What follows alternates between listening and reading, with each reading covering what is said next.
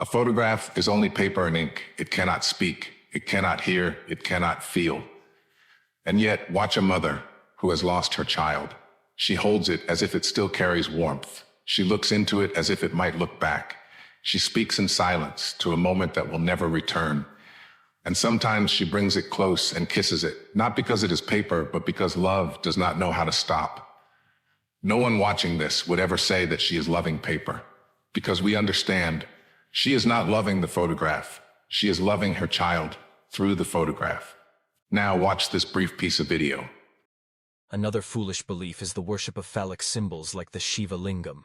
Millions of Hindus bow down, pour milk, and decorate a stone, claiming it represents Lord Shiva. Now, if you look at this honestly, what sense does it make to worship a stone? Some criticisms arrive with certainty, sharp, immediate, uncompromising. They look at an idol, a figure of stone, metal, or wood, and they ask, how can this be worship? It does not speak, it does not move, it does not think. And so the verdict is delivered. This must be irrational. But truth is rarely found in the speed of accusation. Before judgment is passed, something deeper must be asked. What gives an object meaning? Its material, its weight, its chemistry, or the reality the human mind, heart, and consciousness come to see through it? Take a flag. In its substance, it is only cloth, thread woven together, color spread across fabric, nothing more. And yet, place that same flag on the ground, trample it in public, burn it before the eyes of a nation, and suddenly no one says it is only cloth. Why? Because the act was never against fabric. It was against meaning, against memory, against sacrifice, against belonging, against the invisible world that the visible object had come to carry.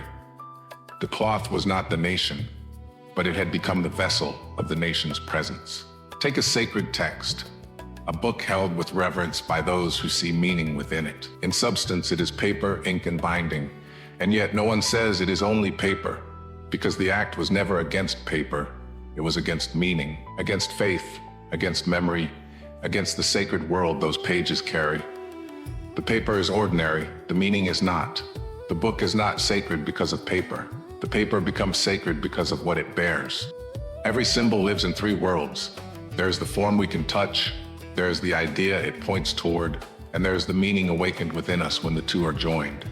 The object, the concept, the interpretation. Form below, meaning above, consciousness between them. And this is not unique to religion. A banknote is paper, yet it can feed a family. A word is sound, yet it can heal a wound or begin a war.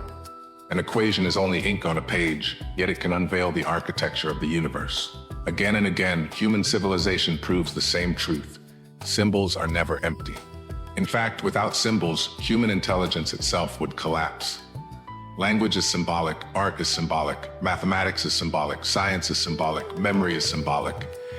We do not merely observe the world, we interpret it, we encode it, we give it shape.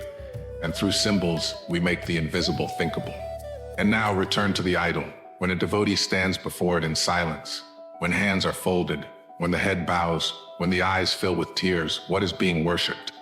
Not stone, not bronze, not carved matter, but the divine presence the form was made to hold in consciousness. The idol is not the end, it is the opening, a doorway through which the mind is focused, a still point through which devotion gathers, a visible center through which the invisible may be approached. The sacred image gives form to what cannot easily be contained in words. It is theology made visible, philosophy made intimate, the unseen made approachable to the human heart. So when someone says they worship lifeless objects, they may be revealing not the weakness of the practice, but the shallowness of the reading. Because the human world is built on acts like this. We salute symbols, we protect symbols, we cry before symbols, we kill for symbols, we unite under symbols. Yet somehow when the symbol becomes sacred, some suddenly pretend they no longer understand symbolism. No one mistakes the flag for the nation, yet the flag is honored. No one mistakes a photograph for a loved one, yet people kiss it, hold it, weep before it. No one mistakes a grave marker for the person, yet they stand before it in silence. Because reverence has never depended on confusing symbol with essence. It has always depended on understanding what the symbol reveals.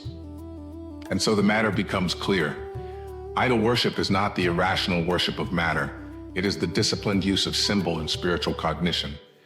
a way of seeing beyond the form without discarding the form, a way of reaching toward transcendence through the language of image, ritual, presence, and devotion. Just as the flag is more than cloth, the idol is more than stone. What is honored is not the object alone, but the reality shining through it. And perhaps what seems lifeless to the eye may still become luminous to the awakened mind.